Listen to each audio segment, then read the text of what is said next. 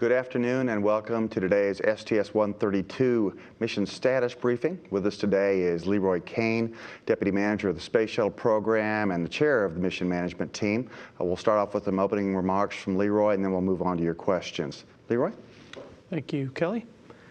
Well, good afternoon. It's good to be here. We earlier today had a flawless rendezvous and docking with the International Space Station. So the Atlantis and crew are joined with the space station crew on orbit, and they're getting busy with the tasks at hand for this on-orbit part of the docked mission. The mission management team today, we didn't have too many items to talk about. We reviewed the status of the data that's coming down on a regular basis, all of the inspection data for the thermal protection system, as well as the other sensor data that we normally downlink to the ground. And so we got a status of the collection and assessment of all of that data.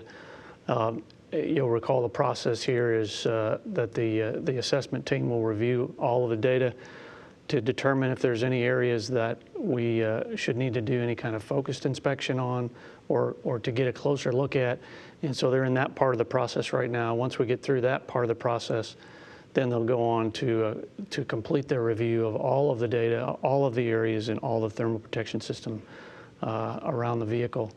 And so we're very much in the throes of that process and pretty much on the timeline that we normally are every mission about this point in the mission. There were a couple of systems items that we talked about. One of them you may have heard about yesterday.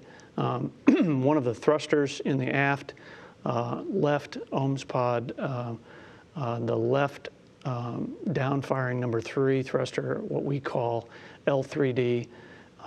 It appears that the heater has failed off on that thruster, and so if it gets too cold, then the concern will be that it could fail leak, and then we could potentially lose that thruster. It would be a loss of redundancy only in that case, so it's really not a significant issue. However, before it was able to drop in temperature too low, it ended up firing several times yesterday as part of the rendezvous sequence and warmed up that thruster and the area around it pretty significantly. So the current thermal assessment, the passive thermal assessment, which is to say that assuming the jet doesn't fire anymore during the docked phase, is that it will not get to a low enough temperature to cause us any concern. So we'll continue to watch that. Of course, we have a backup plan to try and keep that thruster warm if the thermal assessment turns out to be wrong. But so far we feel pretty good about that, and it's not going to be any issue for the docked mission or even for the undocked mission once we fly away. So it will be a loss of redundancy at the very most. And so we're currently in good shape there. The left OMS, the orbital maneuvering system, left side, the helium regulator, the way the system is set up, there's a helium tank that keeps the propellant tanks pressurized. There are 2 plumbing lines between that helium tank and the propellant tanks, and in each one of those lines there are 2 regulators in series. So we have parallel redundancy, and within each line of the plumbing there's redundancy of 2 regulators in series, so there's a total of 4 regulators. In the A, what we call the A leg of that plumbing, the primary regulator, or the first regulator that the helium sees on its way to pressurizing the propellant tank, looks that it might be failed. It was acting a little bit erratic during some of the activities yesterday as we were doing the rendezvous. And so the secondary regulator on that plumbing line looks to be working just fine. So this also would be at most a loss of redundancy in a system that we have a lot of redundancy in. So we'll continue to watch that. We're currently on the B leg, and both regulators, both redundant regulators on the B side are working just fine. And we still have the secondary regulator on the A side if this one is in fact failed. So we're in very good shape there in terms of being able to operate that system safely for a couple more failures at least.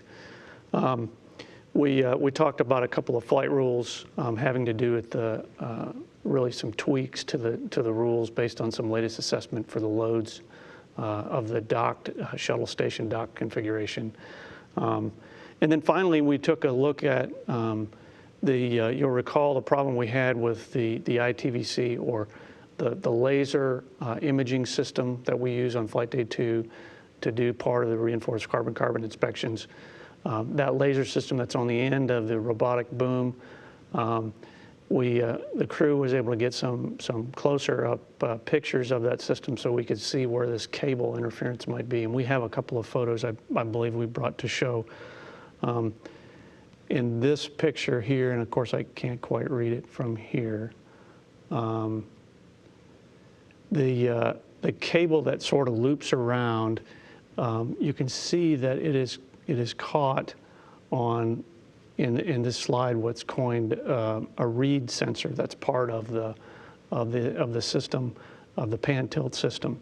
That cable is supposed to be out of the plane of the picture toward you and down below the position that it's in now. So if we go to the next slide, you can see this is a closeout photo of what the system looked like before we closed the payload bay doors for the final time before launch, a few days before launch. You can see the other cable is fairly, I'll call it slack. And when we go back in a minute to the current configuration, you'll see it's much more taut. We're thinking perhaps that cable may have drawn the looped cable in closer and allowed it to get snagged on that reed sensor where it is here in this configuration. We're not sure how that happened, but that is in fact the configuration that we're in now, and that is the interference that's causing us to not be able to tilt the system up in the up direction like we need to be able to use that system in the nominal way. So we've got some more work to do on that, but we had a couple pictures I wanted to bring. A picture is usually worth 1,000 words. I wanted to be able to bring them in and show you what the actual interference looks like, and then what it's supposed to look like in terms of when we left it, at least as far as we know how we left it before we closed the payload bay doors. So we've got some more work to do to ascertain exactly how we got into the configuration we're in now. Suffice it to say, the system doesn't work in the config we're in now for the reasons we explained when I was here yesterday. And so one of the things the team is off doing is evaluating an EVA task that we would incorporate into, in all likelihood, either EVA 2 or EVA 3. As you know, our first spacewalk is tomorrow, EVA 1. And so we will not, in all likelihood, be able to do anything with this cable on the end of the boom in that spacewalk. But the team is off assessing and evaluating a couple of different options during either EVA 2 or 3, where as part of the other EVA tasks that we already have planned, because they are pretty busy and pretty packed EVAs, at some point we would present the end of the boom to the crew member as they're perhaps translating from one area to another. We'd try to do this on as much of a non-interference basis as we can with the rest of the EVA tasks. They can then go over and simply remove the cable from the current position that it's in, and thereby eliminate that interference, and possibly just wire tie it somewhere away from the side of the unit where it is now, and that way we could prevent this interference. So there's a few different ways to do that. We want to keep it extremely simple in terms of from a task standpoint and from a impact to the EVA timeline standpoint. So team is off looking at that. We have a couple of days yet before we would have to implement anything. So we'll continue to evaluate that. And we did talk a little bit about that in the mission management team today. Finally, we also talked about the work that's ongoing with respect to any more scans that may or may not be necessary of the port wing. And we've talked about doing those with the shuttle arm with the end effector camera, which we know will give us the views and the scans with the fidelity that we need. However, we have been able to get a good bit more imagery than what we normally do. With the station growing, the way it is, and with some other vantage points being available, and with all the capability we have on board the station, and with more station crew members available, the station crew was able to get a good bit more imagery for us of some areas that we don't normally get during the approach. And so the team is off evaluating how much of the port wing we can clear without doing anything additional in terms of using the shuttle arm and the end effector camera. And so that's an ongoing effort, and we just got a status of that today in the mission management team as well. So a couple efforts that'll continue in terms of forward work. Overall, the vehicle performance has been outstanding. As I said, the rendezvous and docking was flawless today. The crews are joined up together in very good spirits and ready to get on with the mission in earnest here. The docked mission, to begin with the work on the ICC that they already started to get it out of the payload bay and moved over to the station mobile transporter. And then, of course, preparing for the spacewalk tomorrow. So the team is in the throes of that work right now, and we'll be getting into crew sleep in just a few hours here, and looking forward to doing our first spacewalk tomorrow. So with that, I would be happy to answer any questions. Okay. Thanks a lot, Leroy. Please remember to state your name and affiliation, and we'll go to Mark first.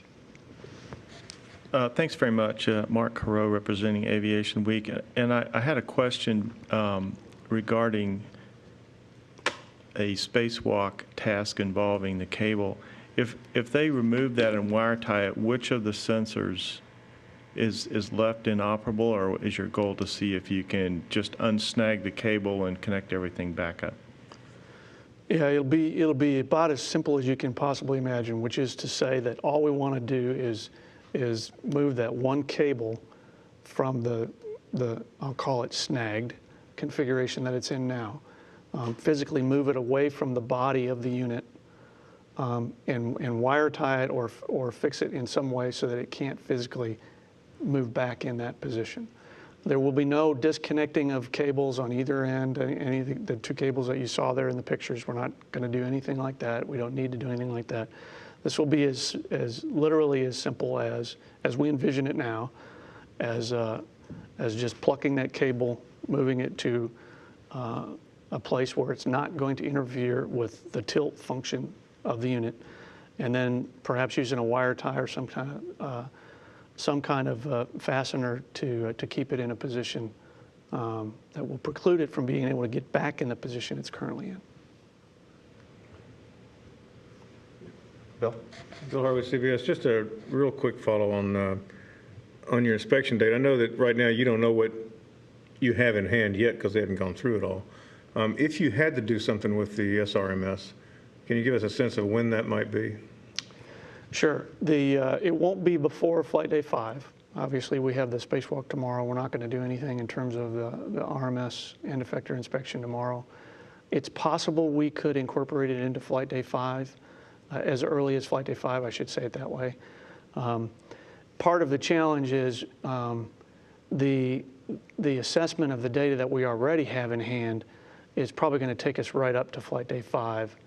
And so the ops team will do some parallel work here in terms of planning the most benign place that they can put the port wing survey, and at the same time, the engineering and assessment team will be looking at the data we already have, and what I envision is that we'll come together around the middle of Flight Day 5, or in a couple of days, if you will, and determine whether or not we need to do the end effector work, and if we do, where in the timeline. So as I see it right now, absolutely not before Flight Day 5. Doing it on Flight Day 5 is probably unlikely, but still not out of the realm of possibility. Okay. I think that's all the questions we have right now here from Johnson Space, and we do have some folks on board from the phone bridge. Let's take a listen first to the question from Mark Kirkman. Thanks, Kelly. Can you hear me? Yeah, we can hear you fine. Yeah, Leroy, I'm really surprised yesterday that you guys opted to, or I mean, I don't know how to word this exactly, that you considered sensor package 1 important enough to go down the path that you're currently going down. I was wondering if you can kind of take me through what you and the DAT team gain by having sensor package 1 functional versus sensor package 2. Thanks. Well, we get a little bit more, we get more coverage overall. The way we normally do the Flight Day 2 inspections is with both sensors, the digital camera and the laser imaging system. And so we get some redundancy, we get certainly more than what we normally need, but overall we get more coverage of all the areas that we're looking at, and more is better when we can get it without it costing us something else. So we would like to have the laser imager back in the event that there's some area that we need to get a more detailed inspection of, for example, or if there's some area that we would have concern with, for example, after we undock and we get in the late inspection time frame where we're flying alone away from station and our options are a little bit more limited in terms of time and capability before we have to bring the vehicle back for landing. So the more capability we have, the better. And that's really how we're looking at it right now. We don't think it's mandatory for us to recover it, certainly, but it's capability we'd like to have for those kinds of scenarios. All right, that's all I have. Thank you very much. Okay, thanks, Mark. And we also have Marcia Dunn with Associated Press online. Yes, hi. In the picture you showed of the snag, it made mention of a read sensor. I'm wondering what that is, and if you could just sort of describe, where it's actually snagged. Yeah, the read sensor, that part of the system that you're looking at in those photos is actually the ITVC. That's where all the brains of the sensor packages come together. Separate from that is the digital camera as well as the laser imager. The read sensor is part of the system that helps determine the movements of the sensors, and then there are some magnetic switches that help determine when we're at the limits of the pan and tilt functions as far as being able to scan the sensors. So it's actually snagged on what looks to be a raised portion of the laser package then? Would that be a way, as opposed to the TV camera itself? It's snagged on the actual, that little rectangular looking sensor that we call a read sensor in that photograph. That is, you can't tell in the picture because it's not three-dimensional maybe, but that's physically an area that's raised above the rest of the body of the unit there. And so it's a protrusion that the cable is snagged on or hooked on, and not allowing the body to tilt any more than a very limited amount in the up direction.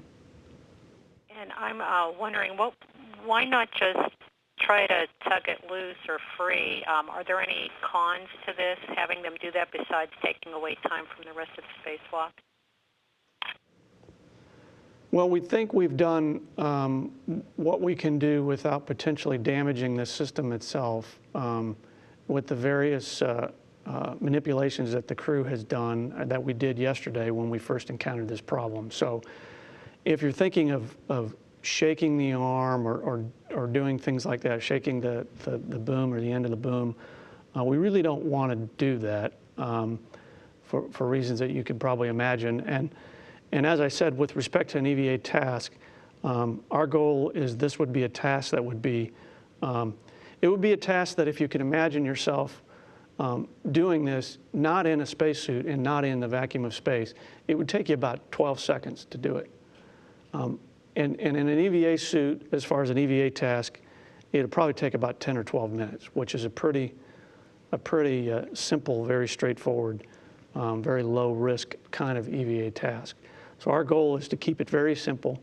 And as I said, we would, what the team is doing is trying to look at scenarios where we'll have the boom on the end of the robotic arm, the shuttle robotic arm, the small arm, and then we would present it to the crew member as they're either translating from one task to another as part of the already planned and choreographed EVA tasks, so that there would be very little EVA task deviation other than to perhaps manipulate the crew member, the spacewalker a little bit one way or the other, and then whatever time it takes them to physically actually grab the cable and move it and tie it down, for example. Very, very simple is our goal, and we think we can probably do that without really disrupting the planned spacewalks. I guess I didn't make myself clear. I'm just wondering, why not just go ahead and say, let's do it now? I mean, is there any reason why you wouldn't want to have them take 10 minutes out to give it a tug? Well, what you're talking about doing is having the crew member go down into the shuttle payload bay and translate that all the way down there and do that task. Everything that we do takes some amount of time. And the spacewalks that we already have planned are very full. And so, yes, we want to do it, but we are planning to include a task that would allow us to present the boom to the crew member instead of having the crew member have to come to the boom. That'll save a lot of time in the EVA timeline, and it will preclude us from having to not do something else in the already planned EVAs. All right, thanks a lot. Okay. Thanks, Marcia. We now have Todd Halverson from Florida Today. Thanks, Todd Halverson of Florida Today. Leroy, I might have just missed this, but in the closeout photo, is that a normal configuration in that photo? It is. The closeout photo that we showed here is the expected normal planned configuration that we want to leave the system in before we launch. Okay, and how is it again that you think it might have got in the, just the wrong configuration? It's a good question. We don't know. And so what we're off doing now is assessing the current configuration to determine whether or not the other cable, the one that's not snagged, the one that I showed you is somewhat slack and much more taut, appears to be much more taut in the current configuration. If that is somehow contributing to this looped cable getting snagged on the read sensor, or maybe that doesn't have anything to do with it at all. Maybe there's something else in the way that we unberthed the boom or moved it around, or something at the beginning of Flight Day 2. We don't know, Todd, and to answer your question, but we're off collecting the data to try and ascertain if this is something that happened somehow before we closed the payload bay doors after that closeout picture was taken, or if it happened during the ascent and launch where there's some vibration and it's a little bit more dynamic time frame, or if it happened when we started taking the boom out for the first time and moving it around. We don't know, and we're trying to collect all the data to be able to determine that. Okay, thanks. That's all for me. Okay, and we have one last phone bridge questioner, Tarek Malik from Space.com. Thank you very much. It's Tarek Malik from Space.com. And Leroy, my question, you mentioned how before today's docking, the station crew was able to get some extra photos that you normally wouldn't get of the areas that you were hoping to look at again of the shuttle heat shield. I'm just kind of curious if how those photos have turned out, and maybe how good they would have to be to give you confidence to not even have to look at the port side wing areas that you missed earlier. Thanks. Okay. We don't know how they turned out yet. I mean, part of the team knows how some of them turned out, but we are, in fact, in the process of evaluating all of that imagery data. The team, the damage assessment team, the DAT team, is in the process of evaluating all of that data. So, to answer the first part of your question, I really can't because I don't know. If they turn out like we typically see in these 400 millimeter and 800 millimeter camera pictures, they're pretty astounding. Eye-watering detail images of these areas of concern. and probably would surpass anything that we can get with the end effector camera, albeit the end effector camera images are adequate for us to be able to clear the vehicle with respect to our safe criteria for entry.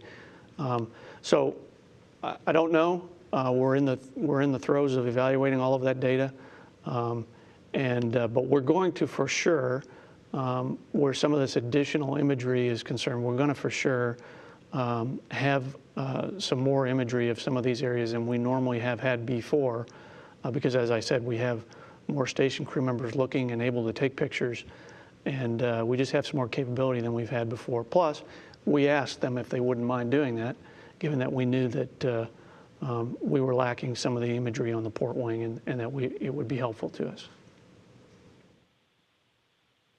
Thank you. And just a quick follow-up, you mentioned earlier that a lot of the work that's ongoing now is kind of on the standard schedule for a shuttle flight, and I'm just wondering how maybe some of the extra, either image analysis or boom work has either slowed or impacted the review process, if you think you might need an extra day or two before clearing the shuttle from launch debris status. Thanks. It's too early to tell, and we'll know more in a day, probably 2 days. Probably tomorrow this time I'll know if we've really impacted the overall analysis timeline. I doubt we have impacted it significantly because the team is able to do things in parallel with the ongoing mission activities now that we're docked. We'll be out doing a spacewalk tomorrow. And before you know it, the DAT team will have most of this data analyzed, and they'll be able to come back and tell us, hey, here's some areas where we need to get a little bit more fidelity, or there are no areas where we need more fidelity and everything is fine, or somewhere in between there.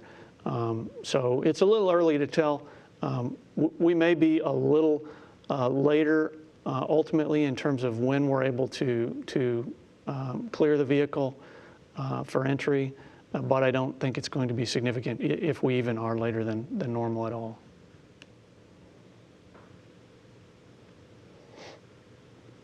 Okay, did that get all your questions, Tarek? Yes, that's it. Thank you. Okay, thanks. Do we have anything else here in Houston? Okay, it looks like that's all the questions for today.